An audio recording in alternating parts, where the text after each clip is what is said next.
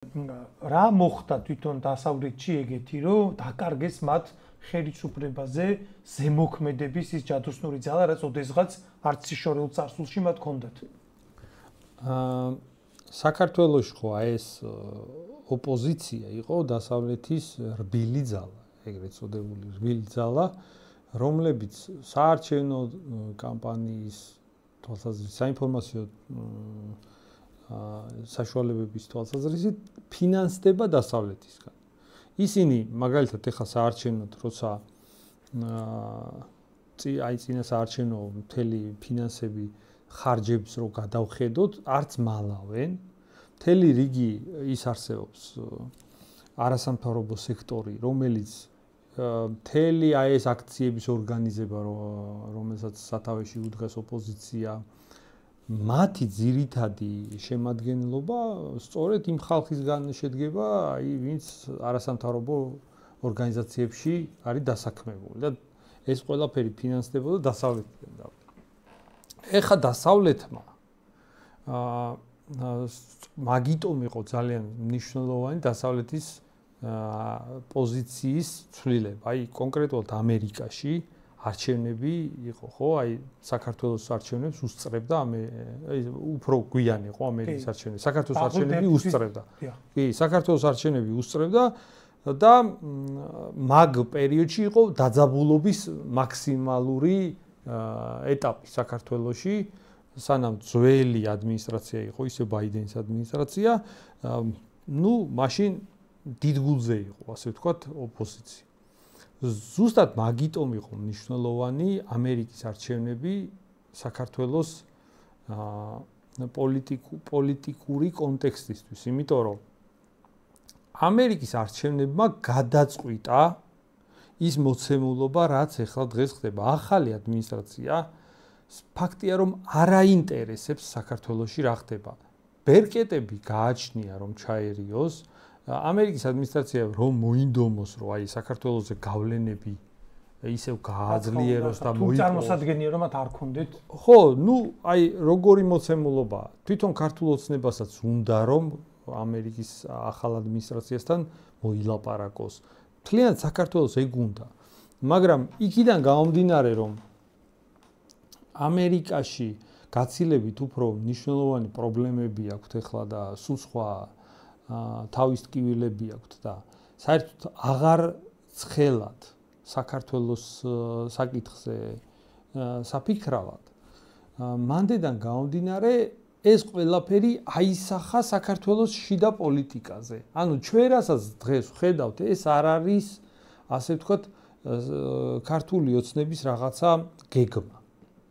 ეს არის უბრალოდ ამერიკის ეს არის უბრალოდ გარედან ზემოქმედების შესუსტება, გარედან გავლენების შემცირება და ჩვენ მაგის შედეგებს ვხედავთ. ანუ როცა გარედან გავლენების სუსტდება, გარედან გავლენა რას ნიშნავს? აი მაგას ავხსნით. გარედან გავლენაში გულისხმება ის, რომ მაგალითად ოპოზიცია რო რაღაცას ითხოვს ამერიკისგან დაფინანსებული ჯგუფები საქართველოში, როცა რაღაცას ითხოვენ და ის მათი მოთხოვნა არ აისახება არც არჩევნებში, არც რამე სხვა შედეგებში, მხარს უჭერს ამერიკა, მხარს უჭერს კონკრეტული სანქციებით, ზეწოლის ბერკეტებით და ასე შემდეგ.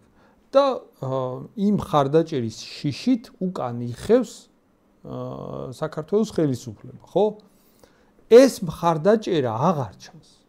სწორედ მაგაში გულისხმობ, როცა ვლაპარაკობ, რომ ამერიკას აღარ ცალია, აღარ არის ისეთი ზეწოლა საქართველოსზე, რომ ოპოზიციას აღარ უჭერს იმ დონეზე მხარს, რა დონეზეც მანამდე უჭერდა. ადრე გაცილებით უფრო მაღალი პოლიტიკური ფიგურები დასავლეთის უფრო აქტიურად იყვნენ ჩართულები და ეხლა ჩვენ ვხედავთ, რომ კი დასავლეთი რაღაცას რეაგირებს, რა თქმა უნდა, ლობი მაინც არსებობს. აი ეს ცალკეული ევროპარლამენტარები, ევროპებიან სენატორები, ამერიკის სენატორები კი არიან, რომლებიც მაინც მხარს უჭერენ საქართველოში ოპოზიციას, მაგრამ მათი ხმა არ არის საკმარისი მთლიანად დასავლეთი რო ადგეს და ესეთი მკვეთრი რეაგირება მოახდინოს, მასე არ ხდება. ბოდიში ირაკლი თითქოს ეს მეგობარი აქტი, რომელიც დაახლოებით 1 თვის წინ წამოწიეს და მაშინ შეიქმნა ესეთი ანტურაჟი, რომ აი ახლა რაღაცა იმას რა ქვია, უბედურებას დაატრიალებენ და დაასანქცირებენ, თითქოს რაღაცნაირად შეიძლება ამას ალბათ დიდი ალბათობით ოდესმე ისე მიუბრუნდებიან, მაგრამ მოკლე დროში, როგორც თქვათ, რადიკალები სახავდნენ და ხატავდნენ ამას, რომ აი ხა ნახავთ ოცნებას რას უზამენ, ხო, ეგეთი განვითარება ვერც მაგან ვერ პოვა. ესეც რაღაცნაირად აღმოჩნდა, აი სხვათა შორის ირანის დაბომბვას მახსენებს, რომ იქ ფორმალურად დაიბომბა, რომ თლად ისე არ გამოჩენილიყო, რომ ამერიკამ უპასუხოდ დატოვა და რაღაცა ისრაელს მხარი არ დაუჭირა, ხო? თუმცა გაირკვა, რომ ესეც სრული ფორმალობა იყო. ამ შემთხვევაში და რაღაცა რჩება დაგეჭირება, რომ ეს იყო რეაგირება რეაგირებისთვის და რაღაცა მე ამას არ მოხვა განვითარება. ანუ არათუ ბერკეტები არა აქვს შეერთებულ შტატებს, რა თქმა უნდა, საქართველოს ზემოქმედების არაერთი ბერკეტი აქვს, მაგრამ აი რატომღაც ჯერჯერობით ყოველ შემთხვევაში ამ ნაბიჯზე არ მიდიან. აი მოდი ასე ვთქვათ, აი მაყურებელიც რო დააკვირდეს, უბრალოდ საქართველოში მიმდინარე პროცესებს, ხო? მთელი ოპოზიციის აქტივობა არის მიმართული იმისკენ, რომ დასავლეთის ზეწოლა მოახერხონ ოცნებაზე. მთელი მათი აქტივობა, აქციები, პროტესტი იქნება თუ ამერიკის მაღალჩინოსნებთან შეხვედრებზე სიარული და ევროპაში სიარული, ყველაფერი არის მიმართული იმისკენ, რომ შექმნან ისეთი პირობები, რითიც გაუადვილდება დასავლეთს ქართულ ოცნებაზე ზეწოლა. და მათი გადაცემებს რო უყურო, აი მაგალითად ოპოზიციური არხები რაც არის, ყველა მათ გადაცემებში გაზდევს ის განწყობა საუბარს, რომ ეხლა იქნება დასავლეთიდან სანქციები, ეხლა იქნება დასავლეთი ამას ასე არ დატოვებს და ასე შემდეგ. ანუ იმასავით აი მგედიო და არ არის. ანუ მთელი მათი მოლოდინი, აი ეს პროტესტი და ეს ბრძოლის მთელი მოლოდინი მდგომარეობს იმაში, რომ დასავლეთი დაუჭერს მათ მხარს და ქართულ ოცნებას დასჯის. და მთელი პრობლემა ზუსტად მაგაში მდგომარეობს, რომ არ უჭერს სათანადოდ ოპოზიციას დასავლეთი მხარს. ანუ და ეგ არის ფაქტი. საერთოდ ეს მოდი აი კიდე რა კუთხით შევხედოთ ამ ყველაფერს, იცი რომ ჩვენ უკვე დავინახეთ, რომ ეს ეგრეთ წოდებული პროდასავლური ოპოზიცია პოლიტიკურად აბსოლუტურად არარენტაბელურია. ანუ მას არ გააჩნია პოლიტიკური თვითყოფადობა თუ არა გარედან რაღაცა დოტაციები და დივიდენდები, ხო? თვითონ ამ ოპოზიციამ რამდენად გააკეთა ყველაფერი იმისთვის, რომ დასავლეთისთვის ღირდეს მის მასზე ფსონის გაკეთება. ანუ ერთია დასავლეთი რაზეა წამსვლელი და მეორეა აქ მისი დასაყრდენი ძალა ახდენს თუ არა იმის დემონსტრირებას, რომ ამის მხარდაჭერას ძალა აქვს. აზრი აქვს. რამდენად დაანახეს ამათმა თავიანთ იმ მენტორებს, პოლიტიკურ მენტორებს ვაშინგტონსა თუ ბრიუსელში, რომ ამათზე ფსონის დადება არ იქნება პესიმისტური ვარიანტი და ღირს. ჩემი აზრით, ამათი ძალა მათ შორის მაგიტო კლებულობს, რომ მათი მხარდამჭერი ვერ ხედავს დასავლეთის მხარდაჭერას მათ მიმართ. ეგ ერთ-ერთი მიზეზია, რატომაც ეს ოპოზიცია ძალას კარგავს.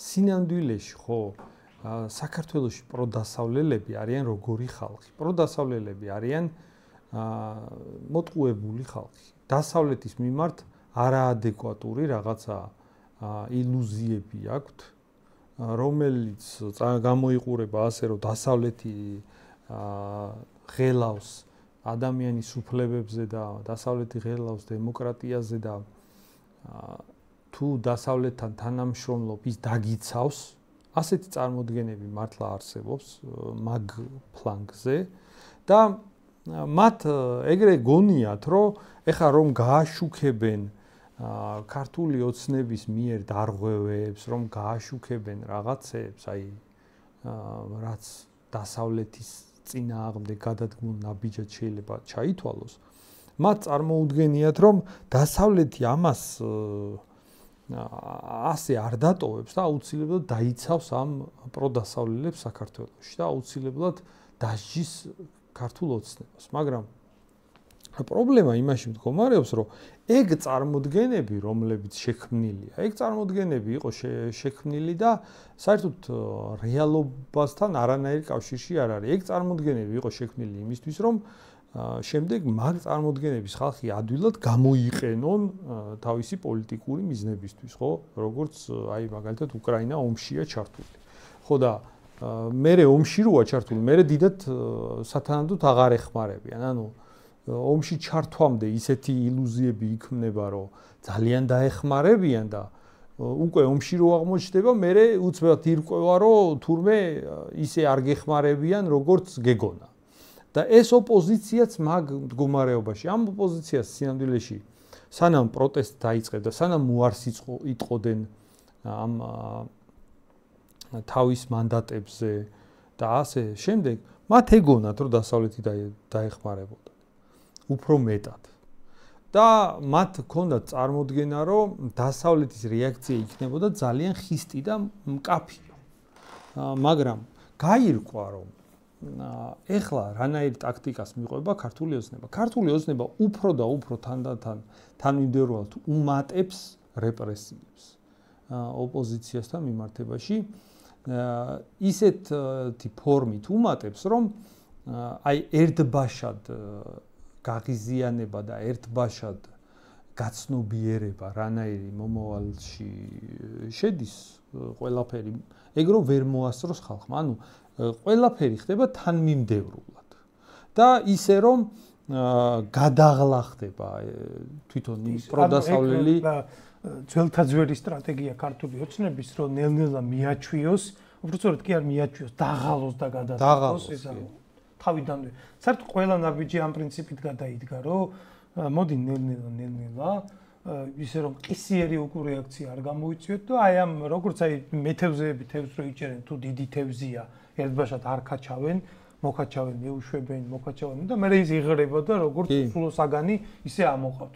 აი დაახლოებით ეგ სტრატეგია. ეგ სტრატეგიაა და თვითონ ოპოზიციის აი ეს ლიდერებიც, რომლებიც დააკავეს, ხო, ეგეც ძალიან მნიშვნელოვანი კომპონენტია, რომ მათ იმდენად აქვთ აი სახელი გაფუჭებული, რომ ძირთადად ეხლა მათ არჩევნებში ხალხი უჭერდა მხარს, იმიტომ რომ ხალხს იმედი ჰქონდა დასავლეთი უჭერდა მაგ ლიდერებს მხარს და მაგიტო უჭერდნენ მხარს ამომრჩეველიც. ანუ პროდასავლელი ამომრჩეველი მაგ ხალხს ხმას აძლევდა, იმიტომ რომ მათ წარმოიდგინეს, რომ დასავლეთის სურვილი და დასავლეთის მხარდაჭერა მათ აქვს. სინამდვილეში მაგ ოპოზიციონერი ლიდერების წონა ასევე იმიტომ ვარდება, რომ ირკვევა, რომ დასავლეთი დიდად კი მაგათკენ არის ქართულ ოცნებასთან შედარებით, ქართულ ოცნებაზე მეტად მაგათ უჭერს ხარს, მაგრამ საბოლოო ჯამში დიდად არც მაგათ არ უჭერს ხარს. საერთოდ ეს რეგიონი საქართველოს დასავლეთს დიდად არ აღელვებს და ამას რომ ხედავს ამომრჩეველი, მაგ პოლიტიკოსების აზრი ზოგადად იკარგება, აი ოპოზიციური ლიდერების აზრი და ამიტომ მათ დაკავებებს დიდი ხმაური და დიდი მითქმა მოთქმა საერთოდ არ მოყვა და საერთოდ საქართველოში ეს ოპოზიცია არის ერთადერთი ოპოზიცია, რომლის ფონზეც ქართული ოცნება ახერხებს ძალიან მყარად გამარჯვებას არჩევნებში. ეს არის ოპოზიცია, რომელიც პირდაპირ ქართული ოცნება მაგ ოპოზიციის არ გამარჯვების მიზეზით აძლევს ხალხი ქართულ ოცნებას ხმას. და ამიტომ ფაქტია, რომ კონკრეტულად მაგ პოლიტიკურ ძალებს დიდი მხარდაჭერა არ აქვს. საქართველოში მხარდაჭერა ქონდა დასავლეთს. ანუ პროდასავლელობას, როგორც ასეთი. და მაგ პოლიტიკოსებში ხალხი ხედავდა პროდასავლელობას. ეხლა როცა მათ იჭერენ მათზე როცა დასავლეთი მაინდა-მაინც ათანადე დასავლეთი რო დიდად არის უკვე ქვეცნობიერის დონეზე ჩნდება რომ ესენი რამდენად არიან საერთოდ პროდასავლეთი კი ეგრე დგება საკითხი ანუ სინამდვილეში ეგ არის საკმაოდ მნიშვნელოვანი საკითხი რომელიც შეიძლება რიგით პროდასავლელში გაცნობიერებულად არ ხდება მაგრამ ქვეცნობიერად აუცილებლად ხდება იმიტომ რომ საერთოდ ნებისმიერი პროტესტი რო გადავხედოთ არჩევნებამდე და დღემდე რა პროტესტიც ვითარდება, ყველა პროტესტის კონტექსტი არის ის, რომ აი ნახეთ ხალხო რას აკეთებს ქართული ოცნება, დასავლეთი ამას ასე არ დატოვებს. ანუ იგივეს ვამბობ, რაც გადაცემის დასაწყისში ვთქვი, ეს არის მათი კონტექსტი პროტესტის და ამ კონტექსტს როცა არ მოყვება დასავლეთის რეაქცია, სინამდვილეში იმედგაცრუება ისადგურებს, როგორც ამ პოლიტიკოსების მიმართ ისე ზოგადად დასავლეთის იმედის მიმართ. ამიტომ ქართული ოცნება რას აკეთებს, გასაგებია. ქართული ოცნება აკეთებს ნაბიჯ-ნაბიჯ თანმიმდევრულად ეს პროდასავლელი საზოგადოება მიყავს უიმედობისკენ, მიყავს იმ განწყობისკენ, რომ აზრი არ აქვს, არც მათი ოპოზიციონერები, არც მათი პროტესტი არაფერ შედეგს არ გულისხმობს, შეუძლია ქართულ ოცნებას მათი ლიდერები დაიჭიროს და სანაცვლოდ არაფერი არ მოხდება. ამის დემონსტრირებას ახდენს და ეგ ქართული ოცნების მხრიდან გასაგებია მაგას რო აკეთებს და გასაგებია რომ ეგ დასავლეთს არ მოეწონება. დასავლეთი აუცილებლად რაღაცა რეაგირებას მოახდენს. ანუ სავარაუდოდ ეხლა ეგ ხო ბიძინა ივანიშვილმაც ილაპარაკა და ეგეც არ არის დამალული და ეგ ყველა ვიცით რომ საერთოდ წინასწარ როცა ელოდება ქართული ოცნება რაღაცა ტიპის შემოტევას, მაგალითად აი ეხლა შეიძლება უვიზო რეჟიმის გაუქმება იყოს, ხო? მაგ წინასწარ შემოტევას ქართული ოცნების აპრობირებული მეთოდია ის, რომ პასუხობს ასე რაღაცას წინასწარ აკეთებს, აი მაგალითად ლიდერებს დაიჭერს და როცა შემდეგ გაუქმდება უვიზო, მოსახლეობას დიდი არაფერი რეაგირების საშუალება აღარ ექნება, იმიტომ რომ პოლიტიკური ლიდერები, რომლებიც სათავეში უნდა ჩაუდგნენ მაგ პროცესს, განეიტრალებულია, ხო?